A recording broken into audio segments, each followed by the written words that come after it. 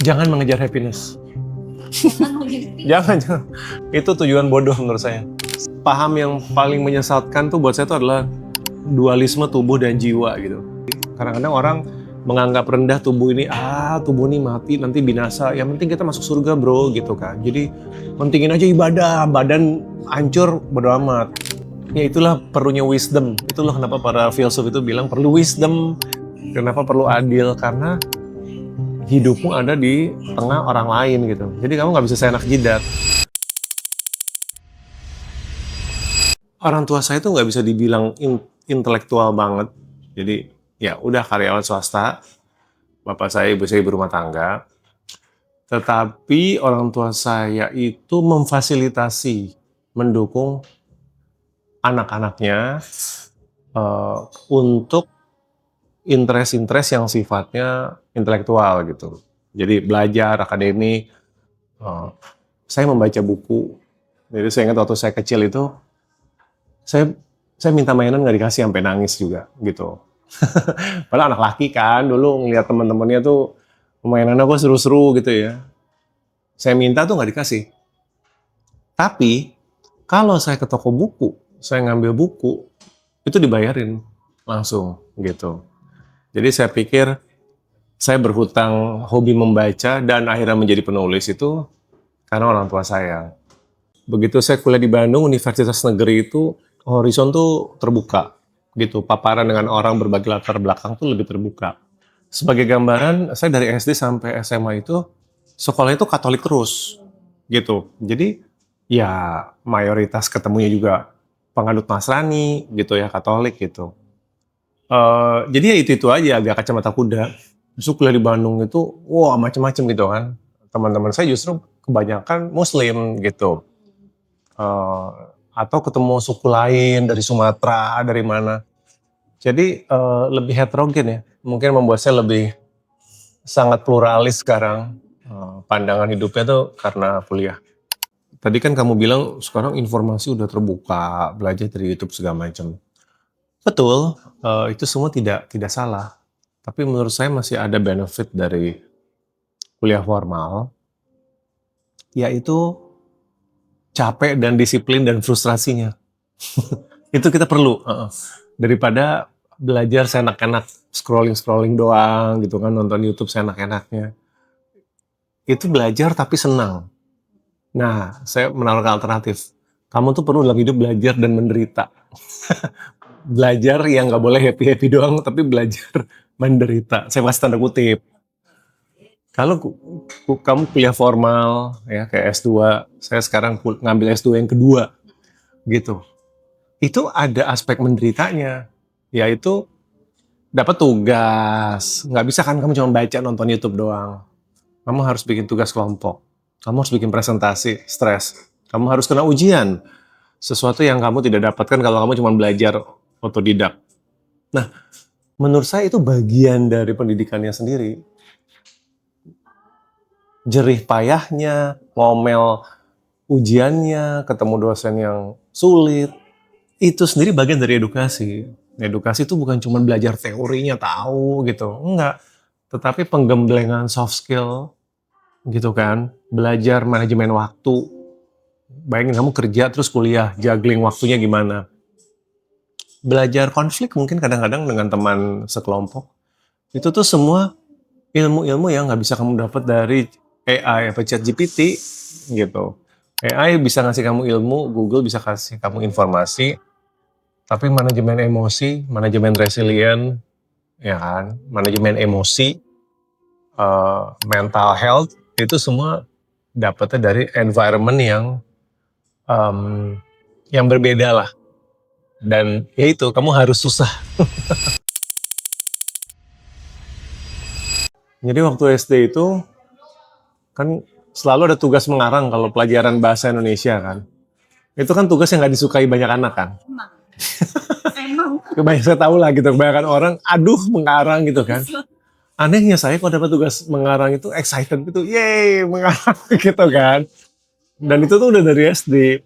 Jadi saya ingat kalau misalkan guru, kamu mengarang aja 5 halaman misalkan cukup, itu saya bisa tembus 10 halaman gitu, nafsu gitu. Jadi kayaknya suatu hari saya ngerjain tugas mengarang itu lebay gitu.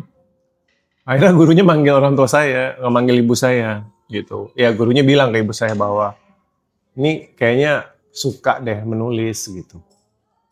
Tapi itu nggak pernah diseriusin tuh. Catatan dari guru itu kayak dicuekin aja.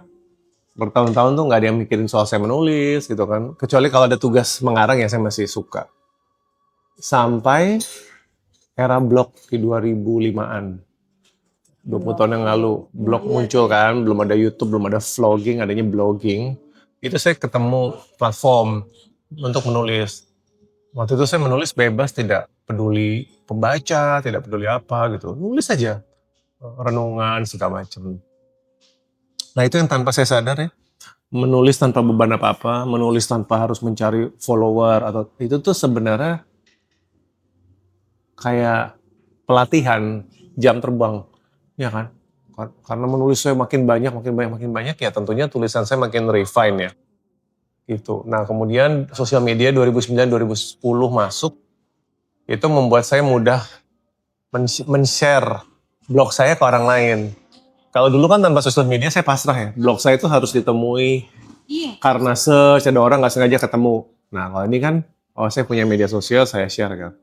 Ternyata trafficnya naik, dan yang pertama penerbit itu melihat tulisan saya itu penerbit buku Kompas 2012. Iya, jadi saya termasuk beruntung sebenarnya.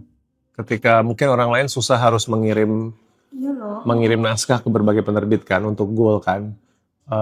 Saya malah disamperin penerbit gitu. Dan disamperin malah, saya nggak tahu, nggak ada angin, nggak ada apa, justru penerbit menghubungi saya.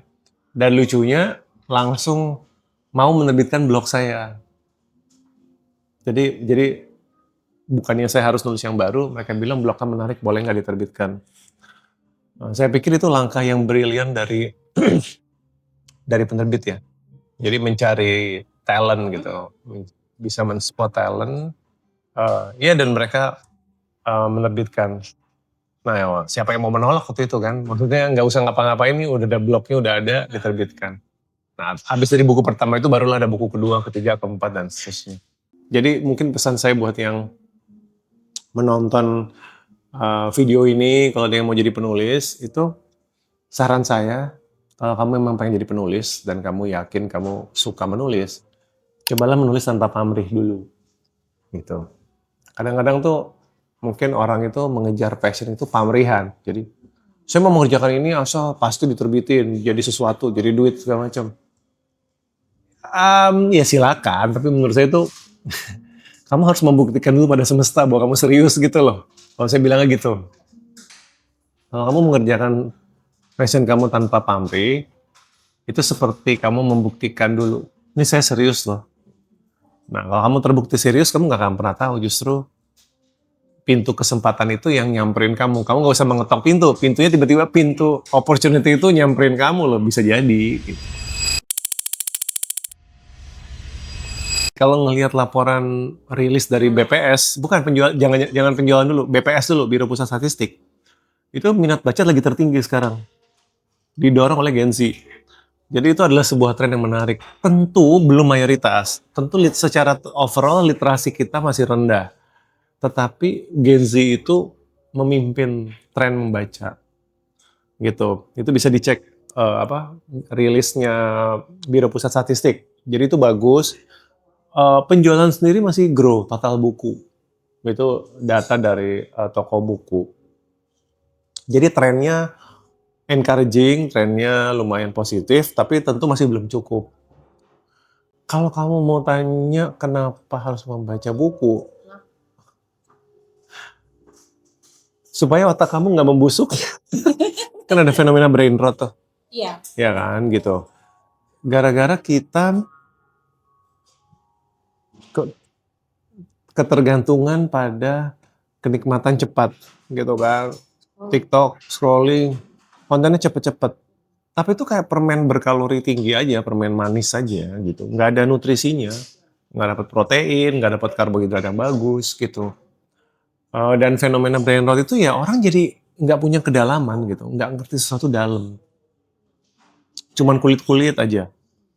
Udah gitu daya konsentrasi kita menurun kalau kayak gitu. Iya kan? Karena kebiasaan apa-apa, saya cuma mau nonton 30 detik, 1 menit gitu. Saya selalu menganalogikan otak kita tuh nggak beda dengan otot. Otak kita nggak beda sama otot, gitu kan. Otot kalau nggak dilatih pasti jadi lemes gitu. Ya kan? Makanya ada olahraga, ada strength training, kamu harus angkat beban, begitu. Begitu juga otak. Otakmu itu kalau nggak dilatih fokus, mengkonsumsi, mengerti, mencerna sesuatu secara panjang dan mendalam, otakmu jadi bodoh beneran sih. Makanya jadi brain rot itu. Membaca adalah antidot melawan itu. Yang kedua, kalau kamu bodoh, kamu akan dikuasai AI sih, beneran. Kamu akan dibodoh-bodohin sama AI, karena semua informasi kamu itu dibikinin sama AI. Gitu. Membaca buku itu adalah perlawanan kita terhadap mesin. Gitu. Bahwa saya adalah masih manusia, saya mampu bisa mengerti suatu hal, mencerna sendiri. Saya masih mau menderita. Karena tidak menghindari membaca buku itu memang menyenangkan. Pasti dong. Siapa sih yang nggak senang cuman scrolling TikTokan doang, ketawa-ketawa, ngakak, lucu-lucu, video bikinan AI yang bodoh-bodoh itu, gitu. Ya hidupmu memang enak, tapi kamu nggak grow, kamu akan kehilangan kemanusiaanmu, kamu akan jadi budak AI menurut saya.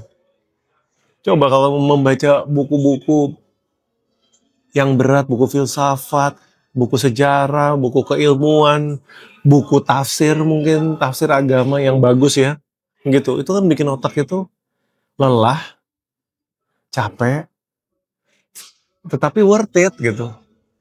Nggak ada hal yang worth it dalam dunia ini yang didapat dengan mudah. Itu saya percaya banget.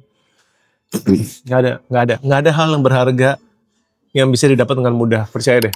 Siapa coba yang bikin aktivitas membaca bareng kayak Indonesia Book Party? Itu idenya siapa? Bukan milenial, bukan Gen X, Gen Z. Siapa yang bikin buku Laut Bercerita jadi cetakan ke 100? Gen Z. Anak muda. Gitu, Lela Chudori aja bilang, saya nggak nyangka bahwa yang baca buku saya anak muda. Padahal buku itu tadinya diperuntukkan untuk generasi yang tua kan, yang ngerti tentang 98, tentang Orde Baru gitu kan. Tapi yang baca anak muda. Gitu. Siapa yang bikin fenomena book reviewer? Di Instagram tiba-tiba ada review-review buku. Semuanya anak muda. Jadi saya percaya dari Gen Z lah gitu. Justru mungkin ada solusi untuk literasi. Tapi saya selalu melihat kepenulisan dan kepembacaan itu nggak bisa dipisahkan. Jadi mereka akan lahir, mereka akan bangkit bersamaan. Saya pikir untuk bisa melahirkan lebih banyak penulis, yang dipupuk terus tuh justru membaca. Karena saya ngeliatnya gini, yang bikin orang pengen jadi konten kreator, itu karena ada penonton konten gitu kan. Iya kan? Nggak mungkin dong ujuk-ujuk nggak ada yang nonton konten tiba-tiba orang gue mau jadi konten kreator. Enggak. Orang tuh tergiur menjadi konten kreator karena yang nonton banyak gitu.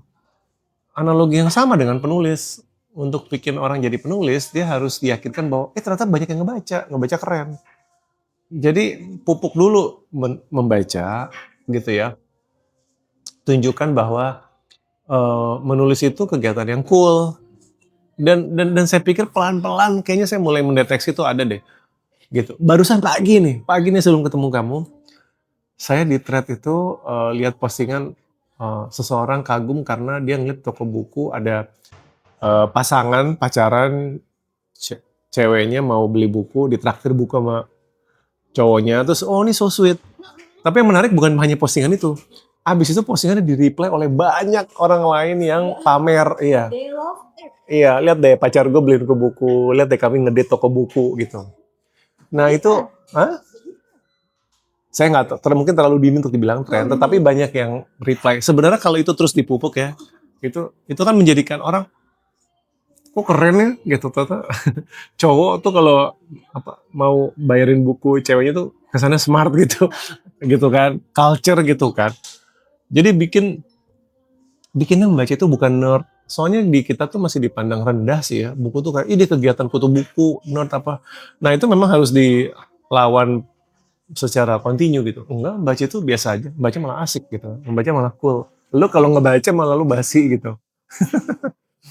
Penulis harus lahir dari pembaca. Mau influencer kayak apa kalau nggak suka baca, jangan harap mau jadi penulis. Karena dia nggak ada apresiasi terhadap teks kan. Gitu. Jadi jangan, bahkan seorang penulis lagu kalau nggak baca juga menurut saya nggak bisa jadi penulis gitu. Jadi carilah pembaca gitu. Carilah pembaca buku. Sama Iya, nggak nggak ada penulis yang gini. Tidak tidak semua pembaca menjadi penulis, tapi semua penulis harusnya pembaca. Gitu aja. Jadi aneh kalau ada orang bilang, saya menulis buku, suka baca? Enggak. Ah, udahlah lupain, saya nggak percaya. Ah, pasti bangun langsung kopi. Dalam perut kosong pasti kopi hitam. Abis itu tergantung harinya olahraga. Sorry, enggak. Kopi hitam, nganter anak sekolah dulu. Iya, nganter anak sekolah dulu, pulang, baru 3 kali seminggu olahraga. Habis olahraga, mandi, persiapan kuliah atau kerjaan kadang-kadang kalau dapat pekerjaan sebagai pembicara gitu. Terus menjelang siang jemput anak sekolah. Habis itu sekarang kalau sore kuliah ke kampus. 3 kali seminggu saya kuliah offline. Sampai malam itu. Nah, kuliahnya sampai malam. Karena kuliahnya mulai sore gitu. Jadi saya pikir orang tuh paham yang paling menyesatkan tuh buat saya itu adalah dualisme tubuh dan jiwa gitu. Jadi tubuh dan jiwa dipisah gitu kan. Dan itu aspeknya tuh bisa dari segi kesehatan sampai spiritual gitu. Jadi kadang-kadang orang menganggap rendah tubuh ini, tubuh ini mati nanti binasa. Yang penting kita masuk surga bro gitu kan. Jadi mentingin aja ibadah, badan hancur bodo amat gitu kan. Atau versi yang lainnya itu adalah, alah badan hancur nggak apa-apa yang penting gue baca gitu kan. Yang penting gue pinter, otak gue gitu kan. Ini badan dihancur-hancurin aja gitu. Kan yang penting kita kerja pakai otak gitu kan, bukan pakai badan. Kalau sebagian orang kan bilang gitu. Itu ngawur dan itu nggak ngerti sains gitu. Ini tubuh dan jiwa ini melekat gitu.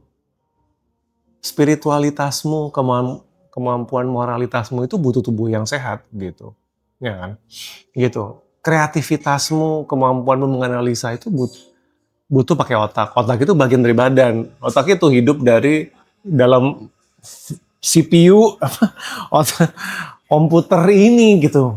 Kalau komputer berdebu, rusak, nggak perlu dibersihin, itu ya kamu nggak akan perform gitu. Jadi mens sana in corpore sano yang dulu kita anggap klise itu kebenaran gitu. Ibadahmu butuh tubuh yang sehat, kerjamu butuh tubuh yang sehat, ide-ide kreatifmu kamu pikir lahir di kepala. Kepala ini butuh tubuh gitu. Jadi ya, rawatlah tubuhmu, maka kamu merawat otakmu dan maka kamu merawat jiwamu. Jangan mengejar happiness. Jangan. Itu tujuan bodoh menurut saya. Saya berusaha menjadi bahagia itu menurut saya adalah tujuan sia-sia dan jangan diperjuangkan. Kalau kamu kalimatnya adalah saya mengejar apa? Mengejar kebahagiaan. Kamu akan mudah jatuh pada cara-cara mendapatkan kebahagiaan yang belum tentu sehat. Kan yang dikejar bahagianya. Gitu kan? Apa yang bikin saya bahagia ya? Nonton konser kali ya? Ya udah deh saya nonton konser. Apa yang bikin saya bahagia ya? HP terbaru kali, tas mahal. Gitu. Apa yang bikin saya bahagia ya? Ya saya harus cantik atau kurus gitu kan. Terus kamu mencari jalan-jalan yang pintas, yang gak sehat gitu. Itulah repotnya kalau mengejar rasa bahagia yang itu sangat tidak elusif. Elusif itu jadi apa ya? Susah ditangkap, atau kalau kamu dapat pun nanti kamu cepat hilang gitu. Misalkan, saya akan bahagia kalau saya S2, saya akan bahagia kalau naik jabatan. Percaya deh, begitu kamu dapat hal-hal itu, nanti bahagianya kabur lagi. sesaat doang gitu. Jadi nggak kelar-kelar gitu. Jadi saya terpengaruh filsafat Yunani gitu ya, yang mengejar yang sorry saya ulang. Saya penganut filsafat Yunani yang mengajarkan bukan mengejar kebahagiaan, tapi mengejar kualitas diri. Bahagia itu sebagai efek samping aja gitu. Jadi self improvement aja. Kejarlah karakter manusia yang baik, kan macam-macam dimensinya gitu. Jangan pikirin saya akan happy atau enggak. Jadilah manusia yang sebaik mungkin, baik dalam segi skill atau dari segi karakter. Ya kalau di filsafat kan ada dimensinya tuh, jadi orang yang bijaksana, mengambil, iya arete itu, betul, bijaksana. Jadi orang yang pemberani dalam hal-hal yang baik ya, yang benar. Jadi orang itu yang ugari, mampu menahan impuls, nafsu. Jadi orang itu yang berlaku adil, gitu. Kamu kejar aja itu, gitu. Nanti happy-nya tuh biarin efek samping. Iya, gitu. Tapi kalau kamu apa terobsesi dengan apa yang bikin saya merasa happy, nanti mudah sekali terjebak ke hal-hal yang sebenarnya tidak bertahan lama. Iya, menurut saya, iya, jangan kejar happiness sia-sia. Ya itulah perlunya wisdom. Itulah kenapa para filsuf itu bilang perlu wisdom. Kenapa perlu adil? Karena hidupmu ada di tengah orang lain gitu. Jadi kamu nggak bisa seenak jidat gitu. Eh, saya suka definisi libertarian yang seperti ini nih. Saya lupa siapa yang ngomong, tapi saya suka penggunaan analoginya. Dia bilang gini, kebebasanmu mengayunkan tangan berakhir di hidung saya gitu. Ngerti nggak? Kamu bebas mengayunkan tangan, tapi batasnya itu adalah hidung saya. Jadi kalau sampai kena hidung saya, itu udah di luar itu. Artinya, iya kebebasan dengan batasan kebebasan orang lain juga gitu. Jadi kalau kamu bilang, inilah saya, misalkan gini, inilah selera musik saya mau otentik dengan selera musik saya. Nggak apa-apa, karena selera musikmu tidak mengganggu orang lain. Tapi kalau selera musik saya adalah mendengar lagu kenceng-kenceng jam 2 pagi. Kebebasanmu menghantam kebebasan orang lain, hak orang lain buat tidur. Nggak bisa, jelas. Gitu. Jadi, kamu mau dengar K-pop, bodo amat gitu kan. Saya nggak peduli orang lain mencela. Karena nggak mengganggu nih selera musikmu. Tapi kalau kamu muter musik K-pop jam 2 pagi, ketika orang lain tidur, otentisitasmu sudah mengganggu hak orang lain. Ya stop dong. Jadi gitu aja. Jadi itu ya, bebas berekspresi dengan menghormati eksistensi orang lain.